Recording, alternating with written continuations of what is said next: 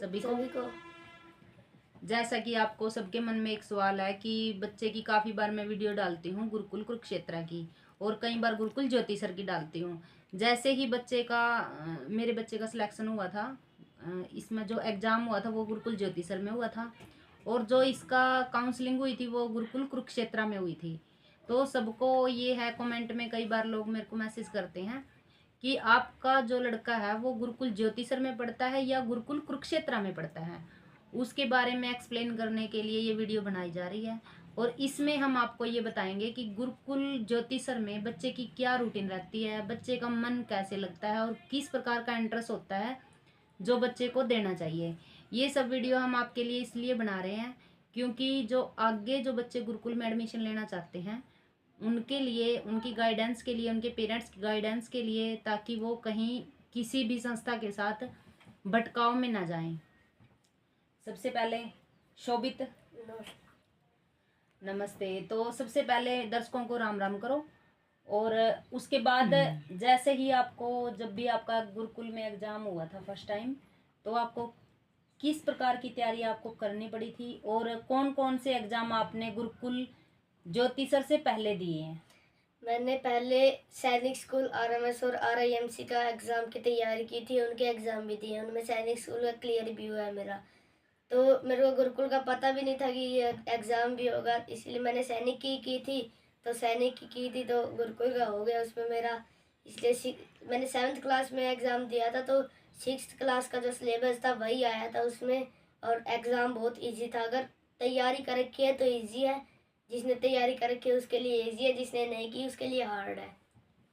तो आपको जिस टाइम आपने मतलब गुरुकुल के एग्ज़ाम के बारे में पता चला, तो आपको किस प्रकार की हिजिटेशन आपके मन में थी, मैं गुरुकुल में जाऊंगा अगर मेरा सिलेक्शन हो गया तो कहाँ से आपको इस चीज़ के बारे में गाइडेंस मिली? मेरे को मेरी मम्मी ने बताया कि ये गुरुकुल का एग्ज़ाम होगा, और तभी मैंने फिर देखा। एक दिन पहले इसका प्रैक्टिस सेट देखे थे, तो उसके प्रैक्टिस सेट निकले नहीं, क्योंकि वो एग्ज़ाम पेपर पहले ही ले लेते हैं, वहीं रख यानी लेते हैं। एग्जाम हॉल में एग्जाम पेपर ले लेते हैं, वो वहीं पे क्वेश्चन पेपर ले लेते हैं क्वेश्चन वो। पेपर भी वहीं ले लेते हैं। अच्छा, तो मतलब वहाँ का जो आपने जब स्टार्टिंग में आप तैयारी करने के बाद गुरुकुल में आपने एडमिशन लिया, तो वहाँ पे आपको किस प्रकार की फीलिंग हुई कि मन में मेरे को गुरुकुल में जाना है, तो हॉस्टल में रहूँगा, पेरेंट्स से अलग रहूँगा, फैमिली से, जबकि तो ज्वाइंट फैमिली में रहता है? मेरे को फीलिंग बहुत बढ़िया आई, क्योंकि मैं बचपन से ही चाहता था कि मैं हॉस्टल में जाऊँ, इसलिए मेरे को बहुत अच्छी फीलिंग आई कि मेरा सिलेक्शन हुआ है। अच्छा, तो वहाँ पे आपको किस किस प्रकार की, क्या आपका प्रोसीजर रहा, किस किस प्रकार की समस्या का आपको सामना करना पड़ा? से पहले एग्ज़ाम होने के बाद हमारा एक दिन बाद गुरुकुल कुरुक्षेत्र में इंटरव्यू हुआ था। उसमें इंटरव्यू में बस कुछ नहीं पूछा था, इजी इजी सा पूछा था। आर्टिकल्स पूछे थे मेरे से तो, और मैथ के क्वेश्चन पूछे थे, उसमें हो गया था क्लियर मेरा। उसके बाद मेडिकल हुआ था। मेडिकल के बाद उसके बाद 1 हफ्ते बाद जाना था, 10 दिन बाद फिर वो हमारा इंटरव्यू हुआ था। तो फिर 10 दिन बाद जाने के बाद तो आपकी पेरेंट्स से कितने दिन बाद बात हुई? हमारी 26 दिनों बाद बात हुई। वैसे तो 1 हफ्ते बाद होती थी, इसीलिए 26 दिन बाद हुई, बच्चे का मन लग जाए, ताकि वो बार बार बच्चे पेरेंट्स के सामने रोए ना, तो ताकि मन लग जाए उसका, इसीलिए। क्या उन 26 दिनों में बच्चा, मतलब कुछ बच्चे होते हैं जो रोते भी हैं पेरेंट्स को याद करके, मतलब आप भी उनमें से एक थे या रोए नहीं बिल्कुल भी? नहीं, मैं बस एक बार ही रोया था उनमें बीच में। और बहुत बहुत बच्चे हैं जो ऐसे भागने की भी कोशिश की गुरुकुल से, पर वहाँ से कोई भाग ही नहीं सकता, टाइट सिक्योरिटी है, तो बहुत बच्चे रोए भी थे। अच्छा, तो आपका जो वहाँ का स्टाफ है वो किस प्रकार से आपको ट्रीट करता है? स्टाफ जैसे मन लगाने की कोशिश करते सारे, जो वर्कर भी हैं, टीचर भी हैं सारे। पहले तो उन्होंने मन लगवाने की कोशिश की, फिर पढ़ाना स्टार्ट किया। तो और ना ही मतलब इतना ज़्यादा गुस्सा करते थे कि ज़्यादा बच्चे डर ना जाए, पेरेंट्स तो दूर रह रहे हैं, इसीलिए कुछ ज़्यादा वो नहीं किया। तो क्या क्या रूटीन थी जब स्टार्टिंग में आप, यानी आपने 1 साल गुरुकुल का किया, अब 7th क्लास में गए थे आप, इस टाइम 8th क्लास में हो? इस टाइम तो जैसे 7th क्लास में गए थे जिस टाइम आप, तो उस टाइम आपको किस प्रकार की, मतलब जो रूटीन थी आपकी 26 दिनों के अंदर, 26 दिनों के बाद क्या क्या रूटीन थी स्टार्टिंग से, सुबह से लेके शाम तक की? ऑलमोस्ट सभी दर्शकों को सभी रूटीन बताए। सुबह 5 बजे हम उठते थे। 5 बजे उठने उठते के हैं। बाद 5 बजे से लेके 5:30 बजे तक हम ब्रश करते थे, फ्रेश होते थे। उसके बाद 5:30 से लेके 6:30 बजे तक हम रेडी होकर ग्राउंड जाते थे। ग्राउंड में हमारे जो फ्लोर के टीचर हैं वो एक्सरसाइज करवाते थे। 6:30 से 7 बजे तक हम नहा के तैयार होते थे। फिर 7 बजे हम तैयार होके मैस में जाते थे। हमारा 7 से 7:40 तक का मैच होता था। 7:40 पे फिर हम बैग बुक रेडी करके 7:50 पे जाते थे हम स्कूल। फिर स्कूल जाने के बाद हम 2 बजे आते। 12:40 पे हमारा फिर मैच होता था दोबारा। फिर 12:40 से 1:20 तक मैच होता था हमारा 40 मिनट का। उसके बाद 2 बजे फिर हॉस्टल में आते थे। उसके बाद हॉस्टल में आने के बाद हम 1 घंटा रेस्ट करते थे। 2 से 3 हमारा रेस्ट होता था। 3 से 5 फिर हमारी क्लासेस होती थी। फिर 5 बजे हमारा जैसे रिफ्रेशमेंट मिलती है, जैसे कोई एक नमकीन हो गया, बिस्किट हो गया, ऐसे 5 बजे से हमारे रेडी हो गए। 6:30 बजे तक हमारा ग्राउंड होता था। 6:30 बजे फिर हम नहाते थे दोबारा गर्मियों में।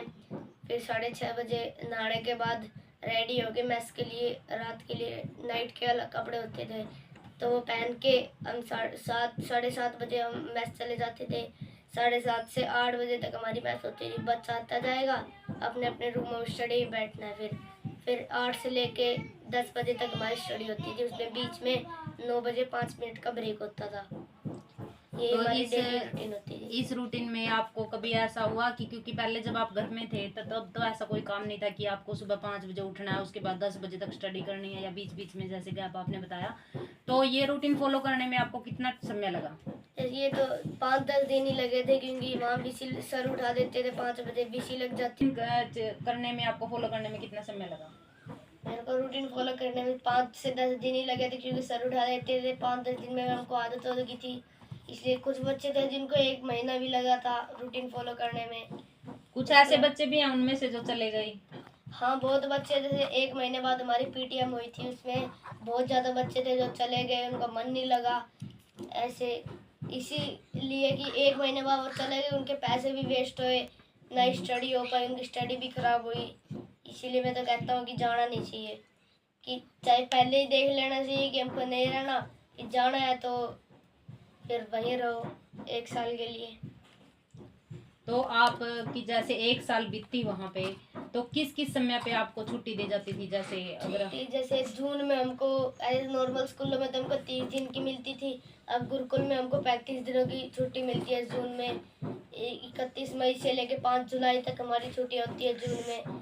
उसके बाद 20 दिनों की दिवाली में छुट्टी होती है हमारी, दिवाली ब्रेक में। उसके बाद लास्ट एंड में जब सेशन ब्रेक हो जाता है, जब हमको 1 महीने की छुट्टी मिलती है 27-28 दिनों की। क्या कोई ऐसे टीचर भी हैं गुरुकुल में जो मार पिटाई करते हैं बच्चों के साथ? नहीं, बच्चों के साथ अगर बच्चा अच्छा रहेगा तो कोई टीचर मार पिटाई करेगा नहीं। अगर बच्चा बदतमीजी करेगा तो टीचर तो मारेंगे ही। ऐसे मतलब स्कूल के टीचर को अलाउड नहीं था मारना, तो हॉस्टल के टीचर को अलाउड है मारना। तो हॉस्टल में टीचर मार सकते हैं, वो जो हॉस्टल वार्डन होते हैं। अच्छा, एक आधे टीचर जैसे बहुत गुस्सा भी करते हैं। कुछ बच्चे शिकायत करते हैं कि वहाँ पे खाना अच्छा नहीं मिलता, या मतलब वहाँ पे वो इस प्रकार का टीचर ट्रीट नहीं करते जिस प्रकार का बच्चा वो चाहता है। क्या ऐसा कुछ है वहाँ पे? नहीं, खाना अच्छा मिलता है, वो उनको आदत नहीं है वो खाना खाने की। जैसे वो अपने घर कोई दूसरा खाते थे, फास्ट फूड खाते थे, अब उनको वहाँ हेल्दी मिल रहा है तो इसलिए उनको अच्छा नहीं लग रहा। इसीलिए वहाँ मतलब खाना तो बहुत बढ़िया होता है। हमको शाही पनीर भी मिलती है वहाँ, 2 दिन मिलती है हमको रात को। अच्छा, वेडनेसडे और सैटरडे को। क्या जूस वगैरह भी बच्चे को दिया जाता है? हाँ, जूस है, शाम को रिफ्रेशमेंट मिलती है उसमें। एक गर्मियों में हमको शिकंजी भी मिल जाती है, कभी कभी मैंगो शेक भी मिल जाता है, कभी नींबू पानी मिल जाता है। अब की बार तो हमको आइसक्रीम भी मिली थी शाम को। ऐसे अगर कोई बच्चा किसी सामान घर में भूल आता है, जैसे कोई भी सामान घर में भूल गया बच्चा, तो क्या वहाँ पे ऐसी कोई सुविधा है जो प्रोवाइड कर दे सब सामान की? हाँ, प्रोवाइड कर दे हमको। हर एक महीने में 2 बार रिक्वायरमेंट लिखी जाती है उसमें। अगर कोई बच्चा को मान ले किसी के पेरेंट्स को ज़्यादा दूर है, वो अपने घर से नहीं मंगवा सकता, तो वो वहीं हमको अवेलेबल हो सकती है। जैसे कि वहाँ फ्लोर वार्डन को बोल दो टीचर को, वो अपने आप अवेलेबल करवा देंगे। और अगर कपड़े, जैसे आपके कपड़े वॉश करके आते हैं, वो किस प्रकार से वॉश करके आते हैं? वो कपड़े जैसे हमको जो हमारे अंडरगारमेंट्स होते हैं वो तो खुद धोने पड़ते हैं, और जो हमारे सॉक्स होती हैं वो भी खुद धोनी पड़ती हैं। जो स्कूल की यूनिफॉर्म, जैसे जो भी यूनिफॉर्म होती है वो सारी वो धोते हैं। जैसे हमारे कैजुअल कपड़े हो गए वो भी वही धोते हैं। बस वहाँ आज शाम को डालने और कल शाम को हमको वापस मिल जाएगी वो। तो आपको स्कूल में जाके, गुरुकुल में जाके कैसा, कौन सा गुरुकुल आपका? ज्योतिसर मुझे गुरुकुल है। वैसे मुझे तो पता है, इनको नहीं पता दर्शकों को आपका कौन सा गुरुकुल है। कई बार मैं वीडियो डालती हूँ। मेरा गुरुकुल ज्योतिसर है, और वही जैसे हरियाणा में नंबर 1 पे है और इंडिया में नंबर 7 पे है। पहले वो नंबर 8 पे था, उससे पहले 11 पे था, अब धीरे धीरे आगे बढ़ रहा है नंबर 7 पे। अब की बार हमारे गुरुकुल में 10th क्लास के एक बच्चे ने पूरे नॉर्थ इंडिया में टॉप किया है, 99.6% लेके आया है। तो मतलब तेरे को प्राउड फील है कि मैं उस गुरुकुल में पढ़ रहा हूँ? हाँ। क्या अगले कितने सालों तक आप उस गुरुकुल में रहोगे? आगे अगर कहीं और सिलेक्शन नहीं हुआ, जैसे सैनिक स्कूल में, अगर RIMC में अगर वहाँ हो गया तो अगले चल जाएंगे, अगर नहीं हुआ तो यही रहेंगे 12th तक। क्या एक्स्ट्रा क्लासेस की वहाँ पे सुविधाएं हैं? हाँ, जैसे जेई, नीट मेंस या NDA वगैरह? हाँ, जैसे हमारी क्लासेस से हमको एक और एक्स्ट्रा और क्लासेस होती है, आधार सेक्शन होते हैं, वो उनमें थोड़े 30-35 हज़ार रुपये एक्स्ट्रा लगते हैं, और उनको फिर एक्स्ट्रा तैयारियाँ करवाते हैं एक्स्ट्रा बुक्स की। अगर आपको इस वीडियो का पार्ट 2 चाहिए तो आप कमेंट में नीचे लिखें पार्ट 2 के लिए। इसलिए ये वीडियो ज़्यादा लॉन्ग हो जाएगी। सिर्फ इतनी वीडियो आपको, जिस प्रकार को आपको बच्चे का कैसे पेपर दिलवाया जाता है, कब इसके फॉर्म निकलते हैं, कब इसके फॉर्म फिल होंगे, अगर आप इस बारे में जानकारी लेना चाहते हो तो आप नीचे कमेंट बॉक्स में ज़रूर SMS करें, और वीडियो को लाइक और सब्सक्राइब करें। लाइक, शेयर और सब्सक्राइब ज़रूर करें। धन्यवाद आपका।